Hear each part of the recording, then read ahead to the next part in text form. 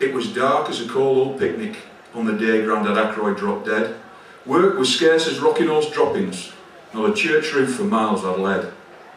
So cold that the flame on the candle got frozen one Wednesday night. We had to warm it up in the oven before we could get it to light. Some brass monkeys outside, some caroled soprano, you could hear him cursing and swearing as he wandered round lost in the cold and the frost. He couldn't find the bearings. Okay, so I hope you're getting, for those people that have not understood a word so far, it's cold, okay? That's the key thing there. On Sunday, our chicken dinner was a pigeon off next door's loft. And my dad pumped it up with his bike pump too hard, and our Sunday dinner buggered off. So we were poor. What would you like to eat now, Dad? Said our mum, picking her nose.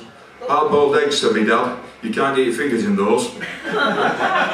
So hygiene's a bit of a problem as well. We couldn't afford to kill the chicken, so we boiled some water pots, and with bunches of dried peas tied to its knees, it paddled about on the top. My granddad had mortgaged his pension till 1994. It was written a while ago, this. Yeah, so alright, I am quite old. My granddad had mortgaged his pension till 1994, while my gran in a vest was outside doing her best with a red light above coal shed door. Yeah, good old granny.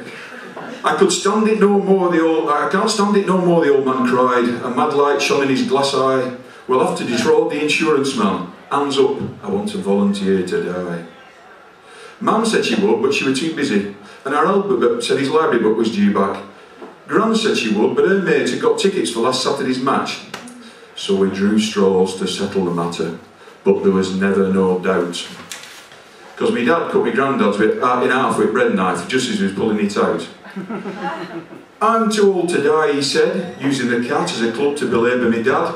Alright, my dad said, you don't have to die, just lie down and pretend as you are. So my granddad lay down on the hearthrug and we called the doctor in. Gran took out a bottle and glasses and got him smashed on a dandelion gin. He said my granddad had died of a very rare disease, a bad case of tropical frostbite. Then he staggered off out and we all had a shout from the street because he slipped in some dog shite. It's after 9, isn't it? Sorry, kids. Billy ran out for the man from the Peru. Gran filled in with dandelion gin. He paid £4.10 in used chip-shot yen and said, when are you burying him? Oh, we weren't thinking of burying him, Grandma said.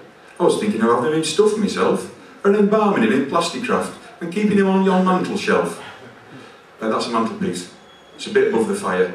You probably don't have fires here because it's that warm. Anyway, nay, none is illegal, said man from the Peru. Grandad will have to be buried in a box and a shroud in constipated ground. At this, Grandad looked really worried. It's concentrated ground, I think, isn't it? Yeah, I made a mistake there.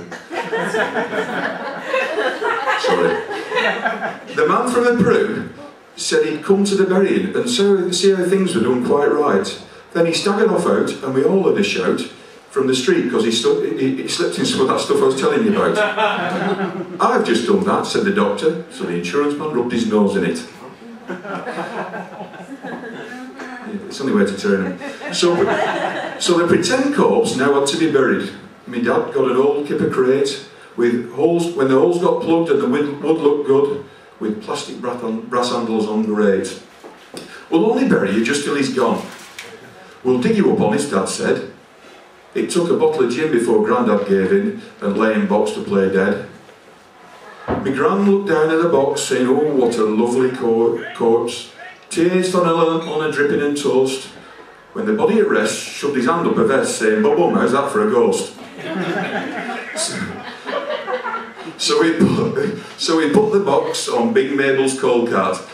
Is everybody still with it, by the way? Yeah. Alright, fantastic. So now they're actually, it's the hearse. You know, so if you're at Leroy's, you'd be in a car at this stage. Okay? So we put the big box on Mabel's coal cart and off to Cemetery we went. We followed on bikes and all seemed quite right until another burying we met. A policeman was stood on point duty because there was a fault in the traffic lights. But he fell to the ground with his arms flailing round because he slipped in another load of that stuff I was telling you about before. We just done that, said the doctor and the insurance man. So the policemen rubbed their noses in it. As he spun round on the ground, the traffic flew round and the two buryings got in a jam. The driver took a poke at me dad with a wrench and got a kick in the shoemakers off me mum. When we sorted it out, we got the wrong box. Grandma said, we won't see no more of him.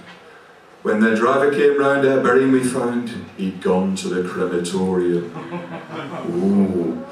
By the time we got there, the service was done. You could hear the organ play as the congregation wept hankies and sniffed, and our kipper box went on its way. The shutters were open, we all heard the flames, and suddenly Grandad gave a yell, and a coffin with legs and its arse end on fire ran out of the conveyor belt. Over the pews and out through the window, the burning kipper box ran, and we all cheered the crate as it swam through the lake, chased by me dad and me mam. A blessed miracle, said me gran.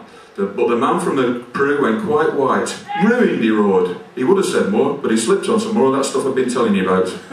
I just done that, said the policeman, so the insurance man rubbed his nose in it.